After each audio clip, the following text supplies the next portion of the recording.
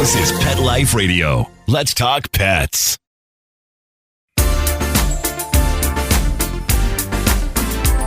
Rappaport to the rescue with award-winning animal advocate, best-selling author, journalist, and pet products creator, Jill Rappaport. Hi, I'm Jill Rappaport, and welcome to this holiday edition of Rappaport to the Rescue. I love this time of year. It is so beautiful out here in the Hamptons. It's decorated everywhere you go, the Christmas lights and all of the music and the festivities. It's such a special time of year. We all feel so blessed to have people in our lives that we love so much, and especially for our fur angels. I wake up every day and I literally look at them and I say thank you as I hug each one of my doggies, and I go outside and I pet and kiss my horses. Those are truly my blessings. But it's this time of year that animal welfare is truly in a very challenging and dire state. This is the time where so many shelters are filled to the brim, and it's worse now than it's been in decades. It really is quite horrific now. And for me, I knew I had to do something about this because the thought of any animal not being in a loving home is just heartbreaking. But especially at holiday time, when we're all gathered with the ones we love, those animals deserve and need to have the same. So I started this wonderful campaign last year at Southampton Animal Shelter called A Home for the Holidays and After. I added an after because I still have one dog from a year ago that I was featuring that was a year-old deaf pity mix, and he's still sitting there. He was adopted and returned 3 times. So I now added after because I started the new campaign again with my underdogs from Southampton Animal Shelter, the seniors, the pits, and the special needs. And I am determined, like last year, where I placed 16 of those dogs in the most wonderful, loving homes in very challenging situations. 2 were Siberian Huskies that were 8 years old and had to go together, and a wonderful family took them both. So I know I can do it, and I know you can help me do it. I encourage you, I beg you to go to your local shelter and volunteer your time, make a donation, walk a dog. Please foster. Foster is God's work. You are the mediator between hell and heaven. And then, of course, adopt. You can make a difference. I'm trying to do what I can with my local shelter. You all can make a difference, especially this time of year. So thank you so much for listening to me and hopefully understanding the need to protect our fur angels at the shelters and all across this country where so many animals are languishing. Now, coming up today, I have such an exciting interview. I have a little crush on this guy, I've got to admit. If you happen to watch Turner Classic Movies, and who doesn't, you know that cute host, Ben Mankiewicz. He is smart, he is suave. To add to another reason I think he's so fabulous, he's a huge rescuer. So when we come back, we're going to chat with Ben Mankiewicz from Turner Classic Movies. Stay tuned. Take a bite out of your competition. Advertise your business with an ad in Pet Life Radio podcasts and radio shows. There is no other pet-related media that is as large and reaches more pet parents and pet lovers than Pet Life Radio. With over 7 million monthly listeners, Pet Life Radio podcasts are available on all major podcast platforms. And our live radio stream goes out to over 250 million subscribers on iHeartRadio, Odyssey, TuneIn, and other streaming apps. For more information on how you can advertise on the #1 pet podcast and radio network, visit PetLifeRadio.com/advertise today. Want to know who the latest trendsetters are in Hollywood? How about Irish setters? Find out who's been spotted with spots, chowing with their chow, and shopping for Gucci with their Poochie. Get the scoop on all the latest celebrity pet patter right here. Pet Life Radio. Let's talk pets.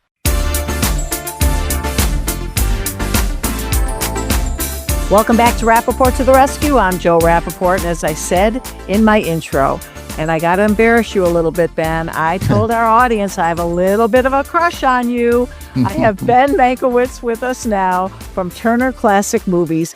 And I have to tell you, I'm not alone. When I told my girlfriends I was doing this interview and they said, "Oh, he is so adorable," I bet you get that a lot. Well, what I usually get is is somebody like you coming up to me and saying at first, if you're Ben Mankiewicz, right? Or are you Ben Mankiewicz? I'm like, yeah, that's right. I'm feeling all kind of haughty.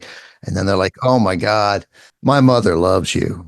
That's generally how it plays out. But it's great. I'm always into it. It's amazing to work at a place like TCM that really matters, that means something in people's lives. I mean, TV can be a fairly silly business. And, what we do resonates with people. It connects them to their family in meaningful ways, connects them to their friends and their past. And I don't know, it's pretty great. I feel really fortunate. Well, you've been there, I believe, since 2002. Is that three? Yeah, 2003. Yeah. So you're right there. It's 21 plus years. Wow. You don't realize how long that's been. Yeah. I mean, I got this job. I got to LA in 2001. I've been a local news reporter, which of course you're deeply familiar with. And I didn't want to do that anymore. And I basically didn't work for a year and a half. And I was probably 6 weeks at the most from trying to go back to local news. Hopefully I'd land a station here in LA because I wanted to stay here. But I mean, I could have easily ended up in Cleveland or Dallas or San Antonio, anywhere that would hire me. Cincinnati, where I once turned a job down to stay in Charleston.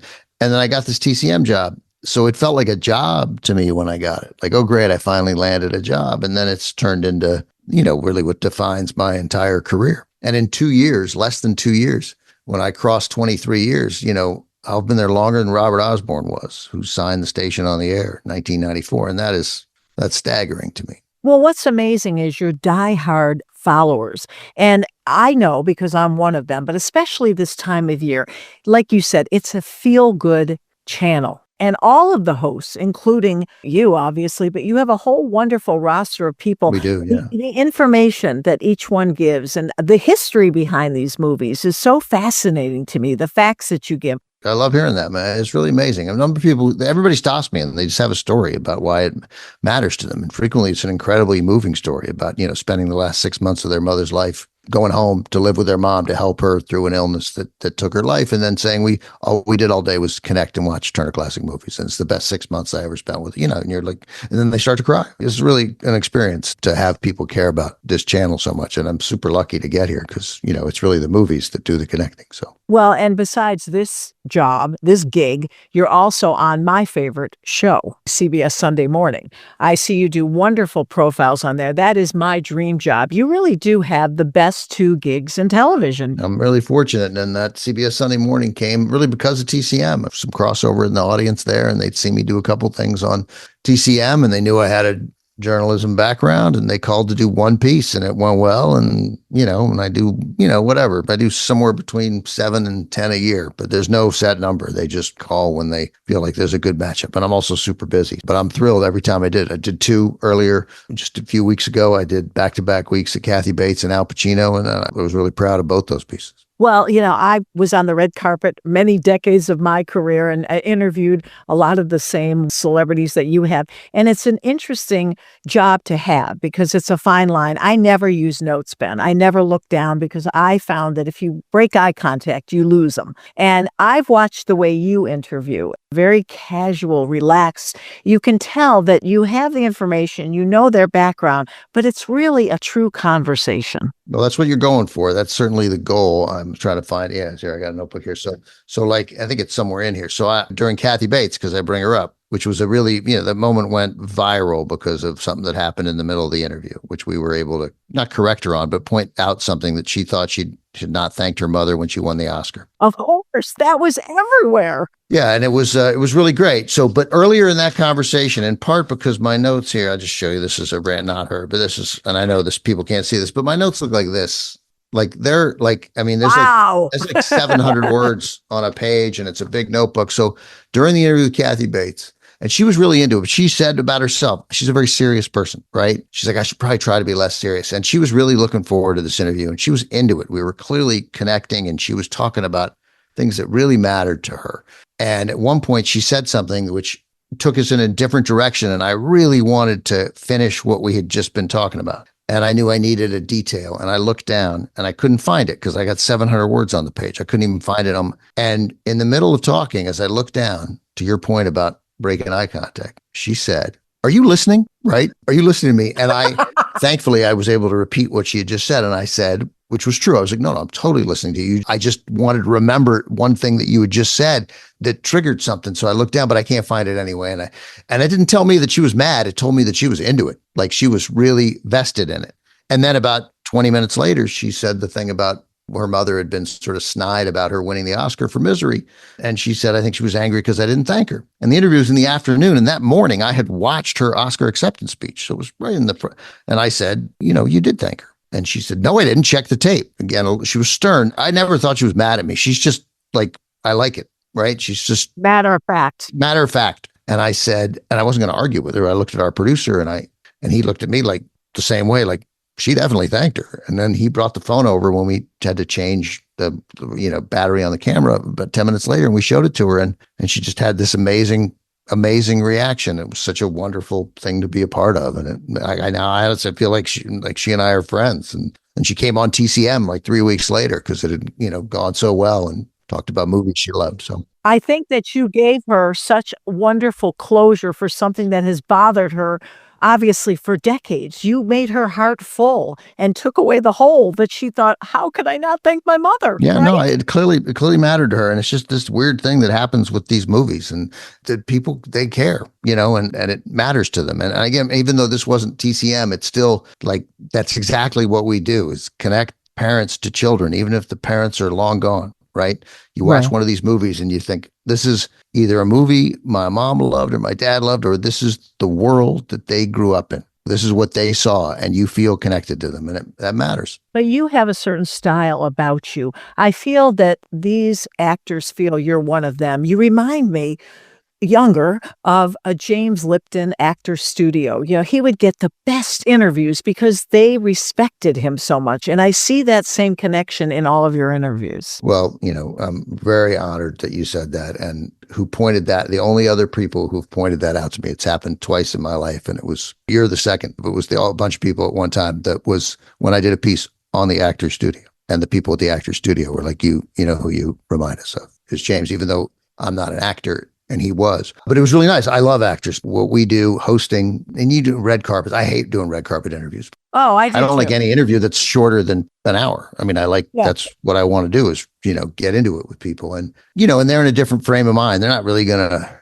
reveal any part of themselves. Yeah. And it's like an assembly line. They've got to go from one to another. That's right. Yeah. They're moving down. Other people are coming. They're going to tell the same story because I do it the few times that I've been on the other end of red carpets. Like you realize, well, I just said the same thing to 6 straight people, So it's hard. Like, this is a strange, weird job, and to be able to manage to connect in a meaningful way. But anyway, so I just meant when going for these jobs, these hosting jobs, it's like I went through a process of not getting a ton of jobs in that year and a half that I was only like working freelance here and there for places. And I just realized, I guess what should have been obvious is what actors go through to get jobs, auditioning. I mean, it's humiliating, it's just one. And the humiliation is direct. It's like they look at you in your face and they're like, Jill, thanks for coming in, but we're not really into your eyes and your nose and your mouth and the way they are together, and your hair and the way you sound. But otherwise, thanks. You're not really thinking that, are you, Ben? No, I'm saying that's how it always felt to me. Like, no, but I mean, the rejection it's a full rejection when you don't get things. It's like, Ben, we don't like your face and the way you talk and how your arms are. It's like this very, it just wears you down, but they get up there and they sort of give themselves everything. So I now feel bad because you apparently didn't take rejection as badly as I did, but I felt it acutely. I did, but you know what? I don't think they ever had the to say that to me. I just assumed they just thought I was older. They don't tell you that either. No, I'm making that up. Nobody says that, but that's what I heard. Like because the rejection is always personal, right? It's like, we don't like the thing that you bring. No, of course, nobody ever said, Ben, we don't like your face. Well, you know what I did, Ben? I would get rejected or start to get rejected, and I would not take no for an answer. I would say, well, wait a minute. Let me show you this. Let me show you what I can do. And I turned around 2 jobs where they really weren't that into me, and I wore them down. That's great. And the mere act of doing that also tells them something about you, right? Sort of your doggedness, to provide a nice segue to what we're going to get into.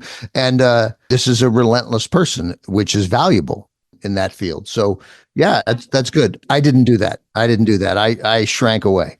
So yeah. Obviously, it's done well for you. And, Thank you. The other thing that's so distinctive about you is your voice. Okay. And your brother, who I worked with for many years at WCBS in New York, Josh Mankiewicz, who's, one of the great stars of Dateline, he also has such a distinguished Mankiewicz voice, the two of you. Well, we do a lot of podcasting now, and I did do some radio for a while, and I love radio, and that's why I like podcasts, because it's radio basically. But my brother and I, we sound a little bit alike, but he has a slightly more nasal tone, because when we talk to police, they told us a very different story. There were times when I was working in Miami, and I would go into track a piece, and I would get into the studio, and I would just start, when Jill Rappaport woke up this morning, it was not the day she expected. I was like, oh my God, I sound like my brother, and, but also everything I've learned about TV and most of what I've learned about life came from my brother, who's Earth's greatest big brother. And he's so smart. I mean, I used to go to him. He'd make fun of me. I was the entertainment reporter. Of course, Josh was in the trenches, the newsman. And, he'd walk by, what's happening in Hollywood today, and kind of laugh at me. But we had so much fun working together. And your whole family, I mean, you come from incredible lineage. You really do. I'm very fortunate, very proud of my family's history in Hollywood, and mostly in politics. I grew up, Josh was born in LA, because Josh is a much older person. And one more much. But I grew up in DC, and my father was kind of a big deal in Democratic politics, and everybody recognized my dad. So I just thought he was to me, the Hollywood connection, his father and his uncle, Herman Mankiewicz and Joe Mankiewicz. I just thought they were I thought that my dad was the main person, right? Right. He was the star, but really the politics was the offshoot, the original show. We were the spinoff politics, but the original show was, of course, politics, and my grandfather Herman and my great uncle Joe. Were they proud? And I assume, how could they not be? But you took a different route, and they might have looked at it as more fluff, right? Joe died a little before I started at TCM, and Herman died long before. Herman, as the movie Mank depicted, he drank himself largely to death. And in part because he was ashamed of what he did, that writing these movies, and he wrote Citizen Kane, but these movies were not substantive, and that the real work of a writer or a thinker, of an intellectual, which he certainly was that it's funny, in this world, you could certainly write a play or write the great American novel or teach. Their father always wanted Joe to teach, because that's what he'd done. But you could be even a theater critic. Like, that was thought of as a noble profession. But writing these nonsense popcorn filler for the masses, that was junk. And that's what Herman and Joe heard from their father again and again. Joe had a sense of humor about it. I'm not sure Herman did, even though Herman had a great wit. But Joe used to say about his father, he's like, yeah, he doesn't think the movies are a worthwhile way to make a living, but he sure likes the yacht he likes to visit the yacht that the movies bought. Whereas Herman was just sort of tortured by it. Wow. And that was one. If I, when everybody asked me, if you go back in time, who would you, I could go back, I'd meet my grandfather, and I'd tell him, you're wrong. Your work matters. These movies matter to people. Oh, just think how proud he would be of you, seeing what you're doing and how many lives you touch with these wonderful movies and talking about them. I think Herman would think, like, wait a minute, so let me understand this. So they pay you to talk about other people's movies, and then you sort of get credit for those movies? And I'd be like, that's right. That's what happens. He'd be like, well, that's impressive. That is. Yeah.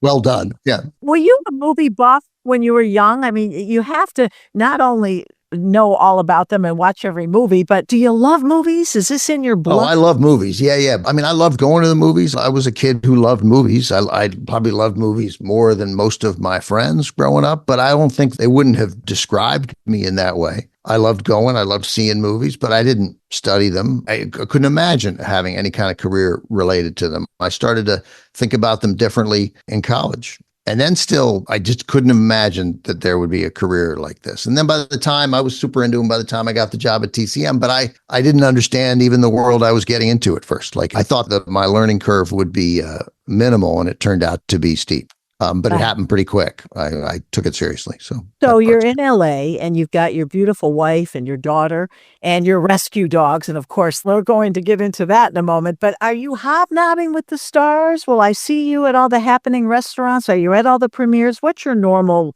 life like in LA? I was a movie critic for a while. I was terrible at it, and I didn't really like it. I liked many of the other critics. I liked making friends with them, but I never felt comfortable with literally criticizing a movie. Yeah. I just didn't, I mean, I feel more comfortable with it at TCM because I I sort of get that, hey, man, you don't have to take me seriously. I'm just telling you sometimes, and I only acknowledge what's universally thought to be great. And if I say something's not good, it's usually still fun. Right.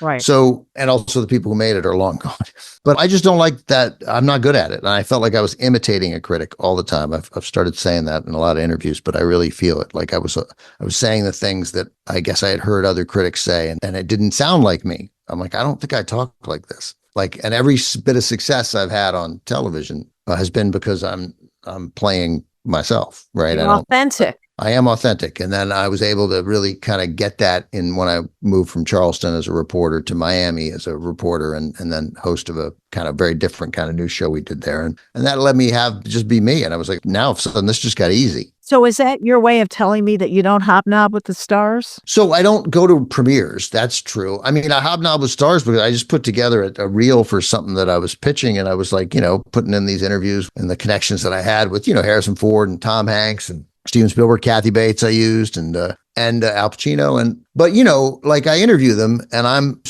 we just had this week a podcast dropped with Jason Reitman. And it was an amazing conversation with me and Jason about movies and how much we love movies, but how much we love our fathers too. And, we both lost our fathers. I mean, we're grown men, that happens. And his father, Ivan Reitman, the director. And I just I connected with him in such a meaningful way. I can't believe we're not friends. And it's not like we're not. And I probably could, if I reached out and said, you want to have dinner, we might be able to have dinner. But I finished with Tom Hanks and I'm like, oh my God, I'm going to be Tom Hanks' best friend. And then it occurs to you about 45 minutes later, oh wait, he has friends. Like he's like he doesn't really need me to be his best friend. So I would definitely, there's some people I've interviewed and connected with who I would call my friends. No question. Elliot Gould springs right to mind, and Angie Dickinson. And then I've made some other friends who are, relatively famous. But basically, no, I don't hobnob. I don't go to restaurants. My closest friends are still the idiots I went to high school with, And Josh, your brother, I can't imitate him. Yeah. Josh is a pretty good friend too. Yeah. As you get older. Okay. Anyway. Yeah. Well, first of all, when I heard you had the rescue dogs, I thought, gotta love Ben Mankiewicz. Those dogs, and when we talked about it in our phone conversation a few weeks ago, and you were telling me how they've changed your life and touched your family's life and how they add so much to your life. And this is the time of the year. My whole open is about how dire the situation is right now, especially this time of year when so many animals are dumped. Tell me what your rescue doggies mean to you. I'm sure everybody says this, but it's not just a line. I mean, they're part of the family. We have 3 of them now. We added the 3rd one about 8 months ago. Under my feet right now is the queen of the house, Bob Mankiewicz, a girl named Bob. And Bobby is, she's 12. She's a shepherd rescue. She's definitely slowing down, but she's doing great. And we had her, and then we got another dog, and he's been a pain in the ass. We have to acknowledge sometimes it's not the greatest fit ever, but it's 6 years and he loves us and we put up with him. And, he kind of ruins things at the park all the time. And he's a grouch. He doesn't know it. Then as soon as you tell him no, he's like, oh, I'm sorry. What did I do?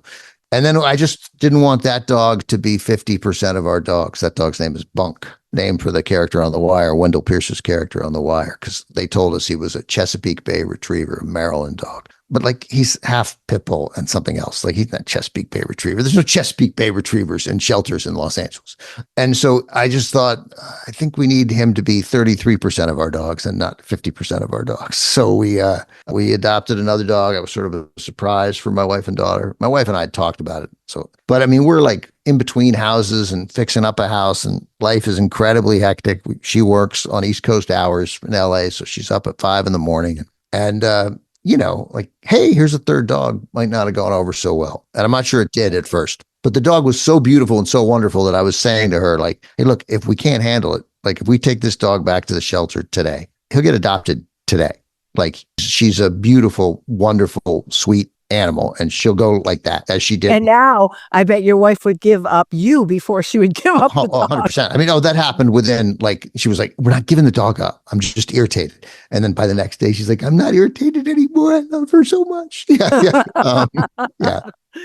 But there really is something to be said. I don't have human children. I have all my, as I call them, my fur angels surrounding me. They're looking at me right now too. And I've got my horses out in the pastures. And they really, during COVID, when we couldn't be near humans, I never felt lonely, Ben. I really didn't. I just had them over, and I never, even when you're sad and depressed, and we all go through that, I look at them and it's just like lifted, right? Yeah, my previous dog, Rookie, who's the greatest dog. Sorry, Baba. You're close. You're so close. Yeah. Cover the ears.